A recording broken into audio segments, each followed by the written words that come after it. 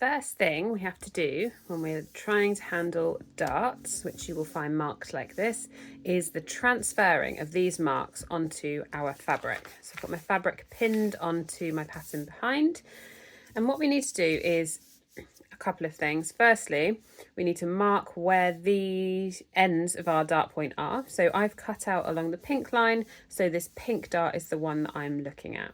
So we're going to do a little snip at the edge of the pattern where the line meets the edge. Now, as long as your snip is no longer than 1 centimetre, then you're not going to be cutting into your dress, because you've got a 1.5 centimetre seam allowance, or 5/8 of an inch, depending on whether you're using inches or centimetres.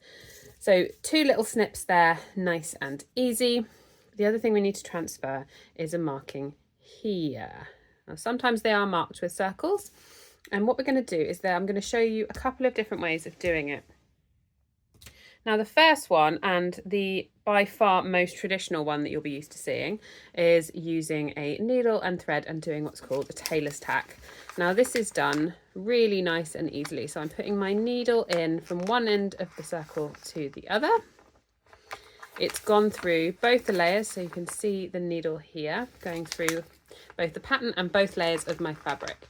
What I'm going to do is I'm going to pull that and leave a tail. You can see I've got 2 pieces of thread on my needle, and that's just going to give us a few more threads in for the tailor's tack.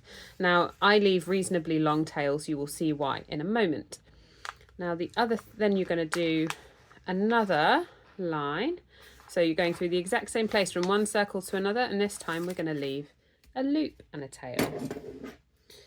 And then the first thing I always do is then cut this loop, because that loop can cause it to get stuck when you try to pull it through the paper. So we end up with what I call a spider. So we've got 8 little pieces of thread coming out from our circle. So with our snips there and our tailor's tack done, we can remove the pattern, and then I will show you what we're going to do next. So with the pins all taken out, what will now happen is, because we've cut that loop, the pattern will just lift off. And we can move that out of the way. So I can still see exactly where the dart was, because I've got my little snip here, and my tailor's tack here. But the only problem is I've got one tailor's tack going through 2 pieces of fabric, and this is why I keep the tails long, because I'm just going to gently pull them apart. So you can see the fab things there, and then I give them a little snip. And so now what I've got is I've got some threads in the bottom one, and I've got some threads in the top one, which is going to enable me to then go straight on and sew my dart. Now, an alternative to a tailor's tack is that we use pins. Now, I would suggest for this method, don't use these pins here that have the heads on. I find they get stuck on the paper and easily pull out. These are the ones that I use. I find them a lot more conducive to this method. So what I'm going to do is exactly where the end of this is, I'm going to shove a pin through. Now that pin is going all the way out. It's not sticking into anything. We're not pushing it in and pulling it out another end. And then what I do is I give it a gentle tug. You can probably hear that there. It was the paper ripping. I wanted to pull it through the paper. And then what I'm going to do is flip it over and put a pin in from the other side. And I'm putting in exactly where the other one was, so that I've then ended up with a pin on either side. So I've got one here and one here. And at that point, I will then take my pins out and gently pull the paper off. And then what you've ended up with is you've got your 2 pins there. Hopefully if I can fold this out of the way, you can see I've got a pin coming each out of each side. And the reason for that is because then when I gently pull the 2 apart,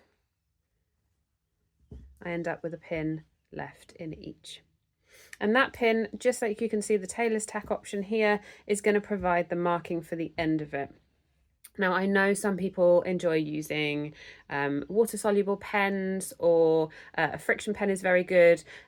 All I will say with them is always test them out first and make sure that they do remove fully from your fabric before you go straight in and draw them everywhere in case they don't erase properly. So once we've got our tailor's tacks or our pins marking the end point, we're going to be folding our dart ready to sew. And the way we do that is we're going to fold it so that we've got the snips coming together and our pin or our tailor's tack on the fold, just like so. Now, if you can see, I've got it right sides together. So I've got the correct side of my fabric coming together, so I can see the wrong side of my fabric here. And then I'm going to be sewing from the snip all the way down until I get to where the end point is here. Now, for those of you who have used the pins rather than the tailor's tack to mark, at this point, what I do when I'm pinning is I pin something that points at where that end point is so that I can take my marking pin out. If you go to sew with it in, the little head can get caught up and it can be a bit pickly to either sew past or to get out after you're done. So we're going to fold right sides together, making sure that those snips are right on top of each other before pinning, ready to sew. I want that one on the end. Put my pin marking where it is so that I can take it out. And then that's my plan. Now, if you're a very confident sewer, or you're happy the dart's not too long and you think you can draw it, or you can sew it straight, then you can just go in a nice straight line here. But remember, we're working on the inside of your garment. So if you want to draw a line, you absolutely can. So we're going to take our snip, we're going to put a ruler next to it. We're aiming for here, and you can either use a pencil or again one of those pens that we discussed, a water soluble one or a friction pen is very good, or a bit of tailor's chalk. And this way you can see, and you've got a nice line to follow and you know exactly where you're heading. So we're going to do that on both sides and then we're going to stitch down. So I'll take you to the machine. So once we get to the machine and we've got the appropriate colour thread sewn in, we're going to get ready to sew. Now we're always going to start with these dart types at this raw edge. So we're going to lay ourselves up at the beginning of our line or where our snips are if we haven't drawn a line. And we're going to do a nice little reverse to secure ourselves on, and then we're heading down the line until we get to near the fold. And I am literally aiming it until I am just about to fall off. And then, I'm not going to do any reversing. I'm going to take it off.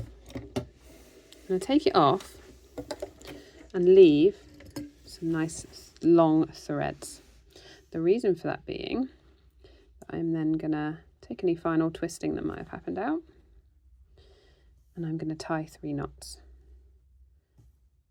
1, 2, 3. And then at that point you can pull out any tailor's tacks you may have in, remove any final pins, and you will see we have marked and sewn our dart. And it will need pressing. You'll see from the right side of the fabric, it looks wonderfully neat and we don't have any nasty puckers at this top end. So it will be pressed down the garment. You can see that this all lines up nicely when it's pressed down, and there is our first dart. Now I will show you the other type that you will find on the back of this dress. So we have these triangle shaped darts that I've just shown you, but we also have these diamond shape darts. Now on this pattern, again, as I say, I'm working in pink, so we're focusing on this pink one here. So what we want to do is mark our 4 points that we're going to need, and we're going to transfer the markings through to our dress just like we did before. I will quickly pop some tailor's tacks in because I think that'll be the most obvious for you to then see. So I've done my tailor's tacks and I have unpinned my pattern, so I can now gently remove that. And then we're going to separate just like we did before so that we can work on each half. What we're going to do this time is we're going to take these two end ones, ignore the middle two for now, we're just focusing on these two end ones, and I'm going to do a little pinch. Again, we're going right sides together, so it's a pinch and a flip onto the table. And then what I want you to do is try and visualize it like two of the last ones we did stuck together. So if you ignore this one for now, you can see that if these were your snips, we would be going from here down to the end, and then same would be happening on this side. And that's what I tell people to do when they're sewing it. It's really challenging to start that close to the fold and to get a nice clean line. So if we start in the middle, work our way out, turn it around, start here and go to here, it's much easier. If you are using the pin method, you will have something that looks a little like this. So I've got 2 pins here and then 2 pins in the middle. So I'm going to grab my end pins, do the same little pinch and flip, and then it's this pin in the middle. These 2 pins should be on top of each other, and then you want to do an X marks the spot.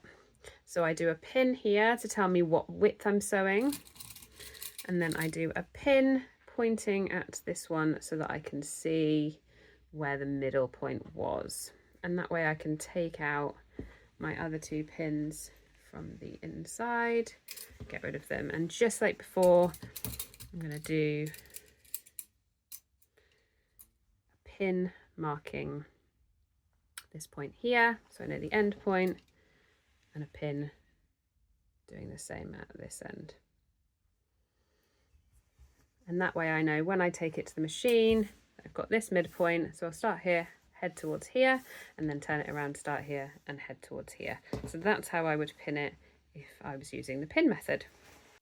So back at the machine, this is my X marks the spot. If you're using tailor's tacks, you'll have a tailor's tack here. So I'm going to start myself exactly on there, pop my needle in so that I can then pull out the pin.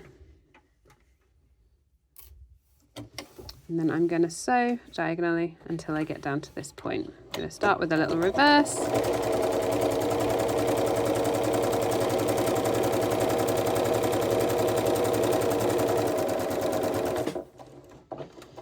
Now, if you overshoot ever so slightly, you can see I've just gone just a little bit further than this pin. Don't worry, I'm more interested in you being exactly on the fold than exactly on the pin.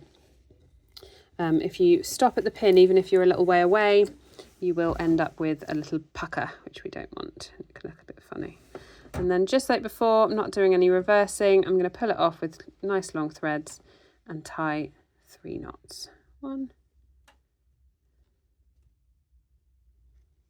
2, 3. When I get back to my table, all I do is I cut those off, leaving about 1 centimetre's worth of thread in place. And then I'm going to turn it over, and I'm going to position myself where I started before, and I'm going to do the other half. And then there we have our nice diamond shaped dart sewn with nice accurate ends, so that we end up with this beautiful diamond waist shaping that's really pulling the dress in at the waist, pressed towards the centre back. So we have our back dart beautifully there, and our front dart there, creating some wonderful shaping for our dress. And there is darts for you.